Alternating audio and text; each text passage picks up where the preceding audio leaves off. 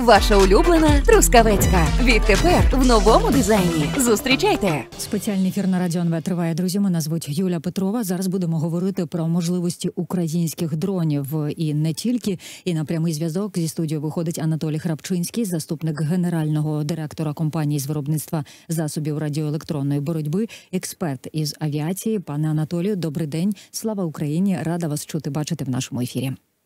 Героям слава, вітаю. Розпочнемо ми із свіжих атак по російських НПЗ і військових аеродромах, військовому аеродрому, скажу я точніше.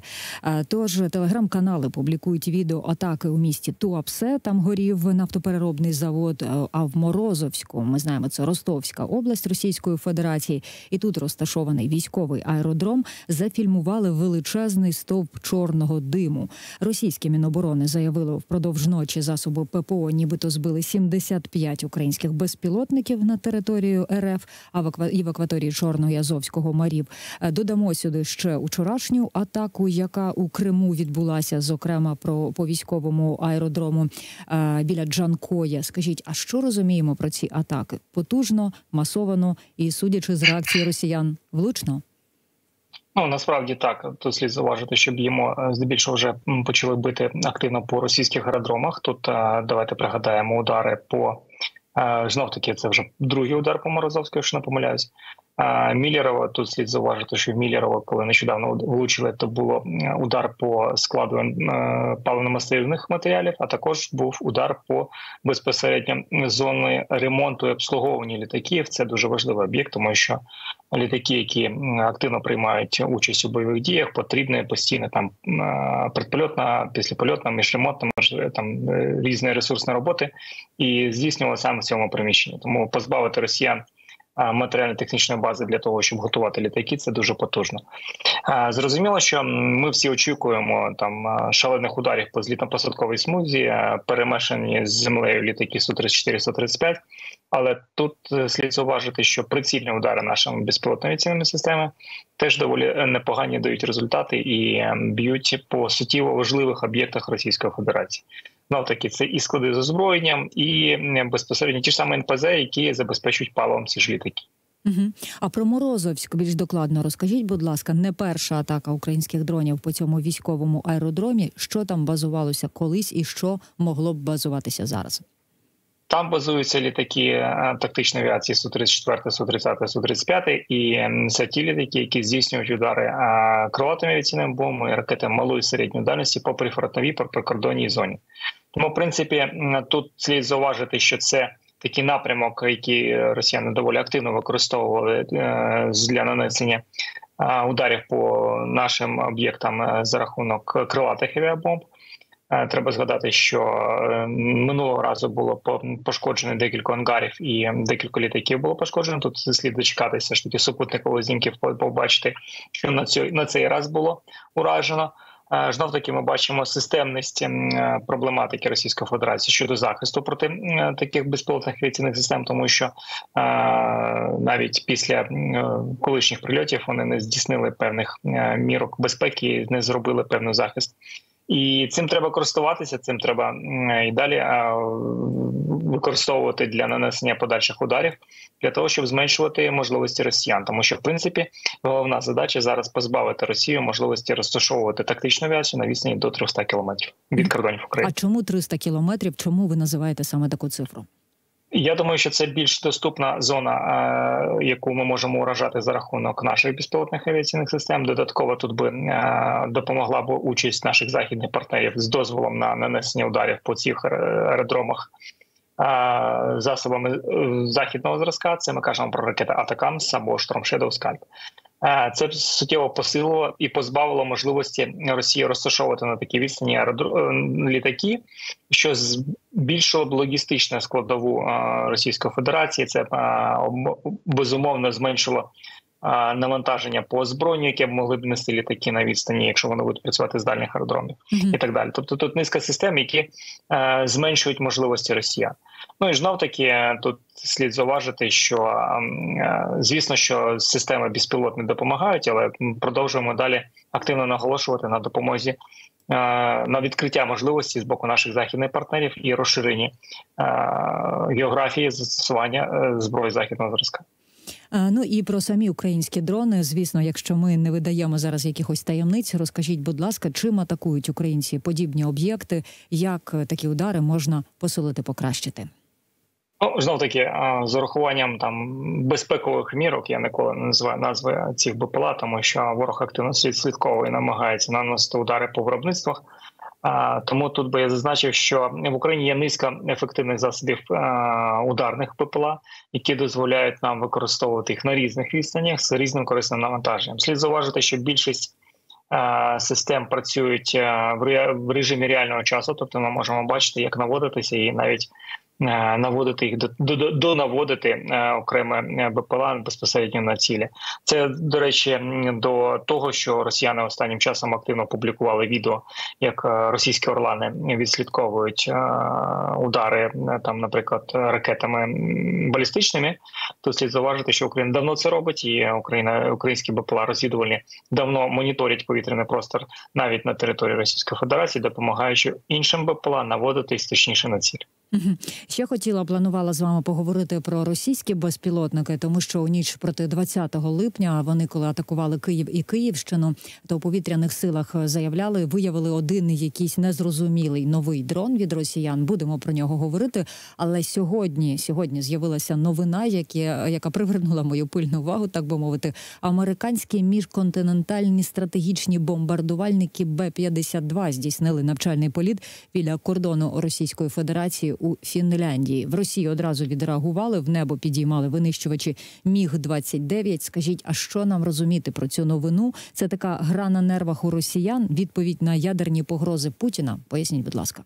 Ну, знову-таки, давайте почнемо, що Б-52 знаходився в 150 кілометрах від бази Олінія, де розташована стратегічна авіація Російської Федерації, куди вони нещодавно стягнули більшість своїх металобрухту для того, щоб там дещо зібрати і щось поновити, для того, щоб знов погрожувати всьому світу.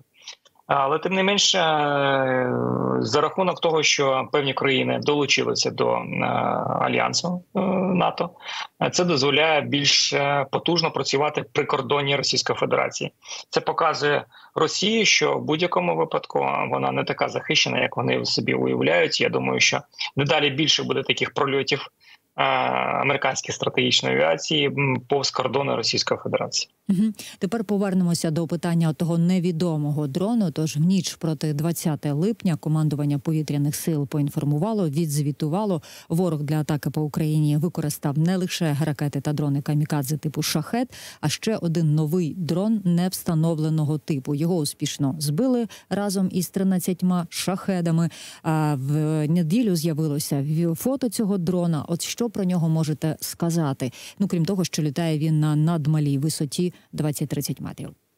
Ну, знов-таки, стосовно висоти, давайте почнемо з того, що надмалі висоти для засобів ураження – це не новина, і Росія активно просуває спроби використовувати навіть ракети на малих висотах.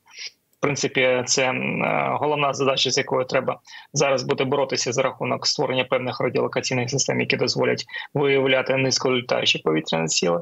Але слід зауважити, що Росія раніше використовувала незрозумілі типи БПЛА, які долітали або безпосередньо тут в тил, або безпосередньо на лінії фронту застосовувалися. Тому, в принципі, це не новина. Я думаю, що зразок буде досліджений. На мою думку, це, скоріш за все, був дрон, який займався збором інформації, тобто розвідувальний дрон, який намагався, можливо, будувати в подальшому якісь певні маршрути для прольоту ракет. Тому я не бачу в цьому якоїсь там сучасної новини, що у росіян з'явилася якась сучасна зброя. До речі, цей дрон дуже схожий на певні засоби, які виробляє активно Китай.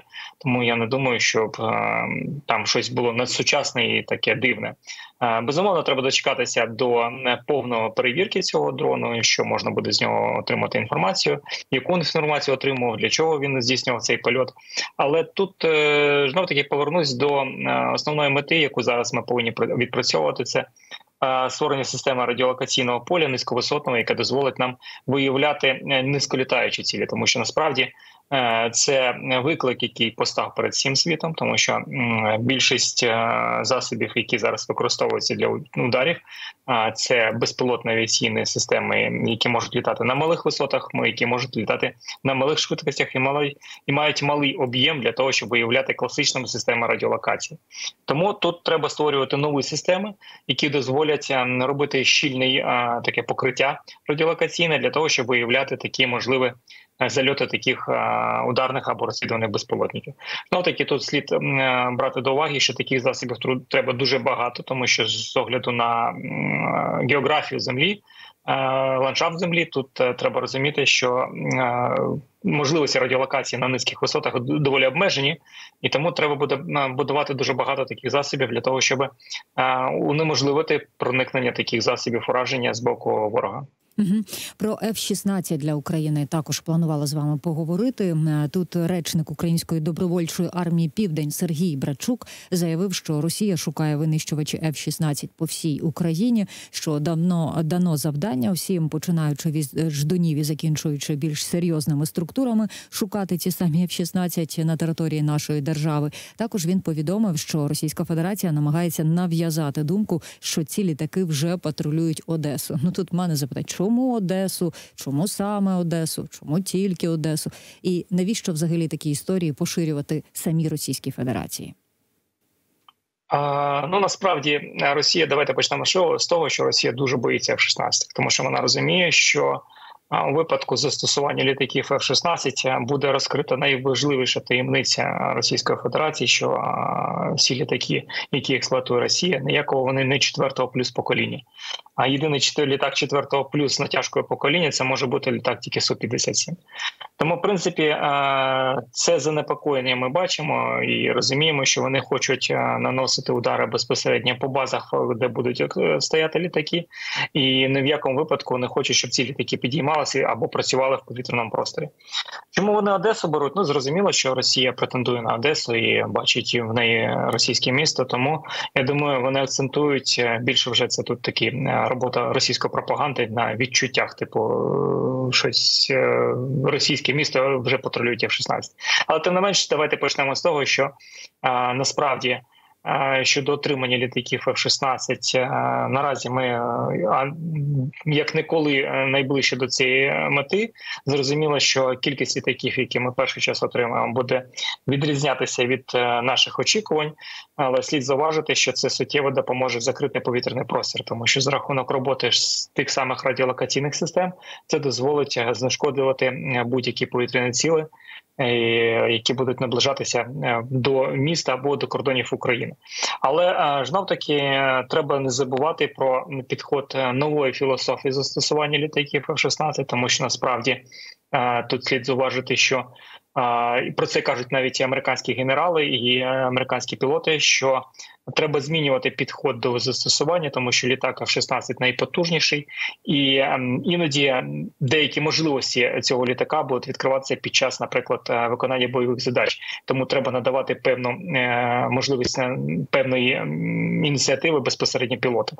Але це вже підхід зовсім інший, і тут ми кажемо про те, що ці можливості будуть, я думаю, імплементовані, і ми побачимо вже зовсім інші методології застосування цих літаків. Супер. Готувалася до ефіру, побачила статтю на нашому сайті, чому Захід затягує процес передачі F-16 Україні. І ось Олександр Мусієнко, керівник Центру військово-правових досліджень, він вважає, що партнери України бояться іміджевих втрат передусім. А як ви вважаєте, чому зволікають?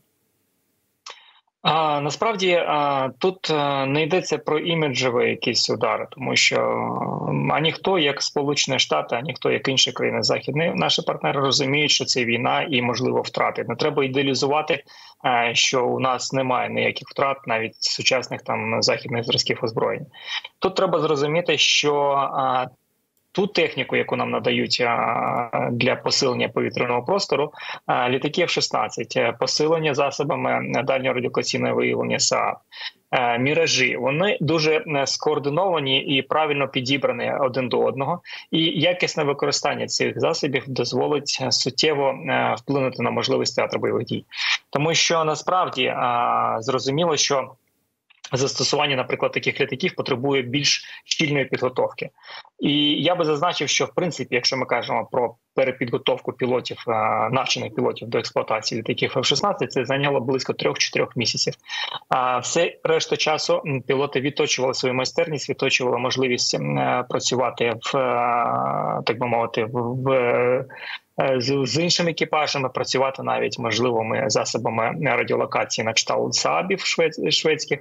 І це потребує певний час. Ми всі пам'ятаємо славнозвісний фільм «Топ Ган», коли тренувалися пілоти для виконання певної місії. Тому я думаю, що наші пілоти зараз так само готуються виконувати певні місії і відтреновують їх вже поки що на території наших західних партнерів, але в подальшому будуть вже відпрацьовувати на території України або на території Російської Федерації. І ще одна історія, вона пов'язана із поляками і Польщею, і зараз вони говорять про те, що могли б нам надати свої Міг-29. Раніше йшлося про те, що ці літаки можуть бути поставлені Україні десь за півроку. Скажіть, а від чого залежатиме це рішення і строки його виконання? І на що здатні Міг-29? Навіщо нам їх передаватимуть поляки? Я читала, що їх називають літаючою артилерією. Чому? Поясніть, будь ласка. Насправді, якщо ми кажемо про Міг-29, то тут слід зауважити, що, я так розумію, що це пов'язано з отриманням збільшення літаків, які може отримати Польща, і там йде про безпосередньо літаки F-35. Тому такі терміни від місяця до півроку на отримання цих Міг-29. Зрозуміло, що в будь-якому випадку, якщо б ці літаки надавалися на вчора, то вони були б в пріоритеті, тому що це б суттєво посилило наші можливості. Але треба не забувати, що і літаки F-16 ми найближчим часом отримаємо і зможемо теж суттєво відіграти, які суттєво відіграють важливу роль. Зрозуміло, що поєднання цих двох типів літаків дозволить нам використовувати, наприклад, більше можливостей. Але я відношусь до цього питання з приводу того, що там отримання цих літаків. Якщо на вчора, то давайте. Якщо це буде через півроку, то давайте вже через півроку краще збільшимо кількість пілотів і кількість F-16, які ми отримуємо. Тому що насправді тут не треба буде, тут не буде йти мова про переобладнання там щодо озброєння, отримання певних елементів озброєння, які можуть використовувати Міг-29, які не можуть використовувати. Тому що все ж таки це старі радянські літаки, які використовували здебільшого стару радянську зброю. F-16 дозволить нам збільшити номенклатуру західного зразка, яку ми зможемо застосовувати. Я думаю, тут би доцільніше було казати, що давайте не будемо розфокусовуватися з F-16. Слухайте, а щодо шведських гріпенів, вже я якось упустила це питання, ми від них остаточно відмовились, не будемо їх брати? В будь-якому разі ми не відмовились від грипонів. Тут слід зауважити, що з 2015 року Україна розглядає експлуатацію літаків Гріпон, тому що вони безумовно найкраще підходять для можливості використання на території України. Вони і за обслуговуванням, і за експлуатацією набагато дешевше за F-16. Зрозуміло, що з урахуванням тої кількості, які могли надати нам Швеція, це не допомогло би нам, наприклад, закрити наші нагальні потреби, тому було передислоковано про трохи змінено вектор уваги на літаки F-16, тому що F-16 в достатній кількості ми могли отримати. Але я думаю, що я більш ніж впевнений, що Гріпони свого часу ми отримуємо, будемо експлуатувати в подальшому. І ще цікаво прочитала про Російську Федерацію на Defense Express. Пишуть, що у Росії проти дронів пропонують використовувати аеростатні загородження, що, мовляв, є в них така спеціальна програма, називається вона «Бар'єр». Смішно трохи, в мене колись такий фільтр для води був. І нібито ця програма вже має перше замовлення. Розкажіть, що знаєте з цього приводу? Тут тут слід зауважити, що аеростати Росія активно використовує навіть для радіоелектронної розвідки, тому що вони свого часу активно просувалися в цьому напрямку. І, в принципі, спроба застосувати ці засоби як для захисту протиповітряної оборони Ну, все ж таки, давайте повернемося до того, що Росія активно живе ще в минулому сторіччі, вона ще живе Другою світовою, тому безумовно в їхньому погляді це може створити певну проблематику. Але з урахуванням надсучасних можливостей, тих, які використовують наші безпілотні авіаційні системи, я думаю, що не буде проблеми обійти ці бар'єри, створені росіянами. Дуже вам дякую за коментарі. Дякую, що ви вийшли на прямий зв'язок зі студією. Нашим слухачам я нагадаю, що Анатолій Храпчинський, заступник генерального директора компанії з виробництва засобів радіоелектронної боротьби, експерт із авіації, спілкувався зі мною. Дякую, пане Анатолію.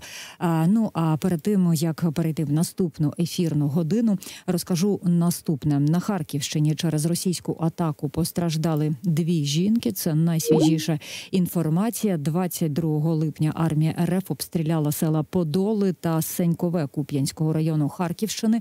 Як я вже сказала, внаслідок цього поранено 2 жінки. Повідомляє про це Харківська обласна прокуратура, а також голова Харківської обласної військової адміністрації Олег Синягубов. Ось подробиці. За даними слідства, 22 числа приблизно о 9:40 окупанти обстріляли село Подоли Куп'янського району. Поранена мирна мешканка, їй надано медичну допомогу на місці, пошкоджено приватні домоволодіння та гараж. Також окупанти здійснили авіаційний обстріл села Сенькове Куп'янського району. Загорівся приватний житловий будинок. У результаті атаки тілесні ушкодження отримала жінка 75 років. Крім того, росіяни попередньо 2 ракетами «Іскандер-М» завдали ракетних ударів по місту Дергачі. Загарбники пошкодили навчальний заклад, приміщення цивільних підприємств і багатоквартирні житлові будинки. Тут люди не постраждали. Зараз правоохоронці розпочали досудові розслідування за фактами порушення законів та звичаїв війни. От тепер, друзі, ми будемо робити невеличку інформаційну паузу. Почуюся з вами наступної ефірної години. Там будемо говорити про мирний план від Бориса Джонсона, великого друга України, а також екс-прем'єр-міністра Великої Британії.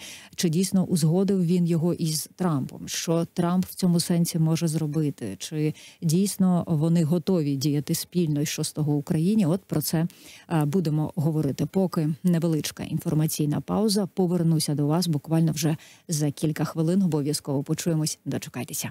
Підписуйся на канал Радіо НВ ось тут.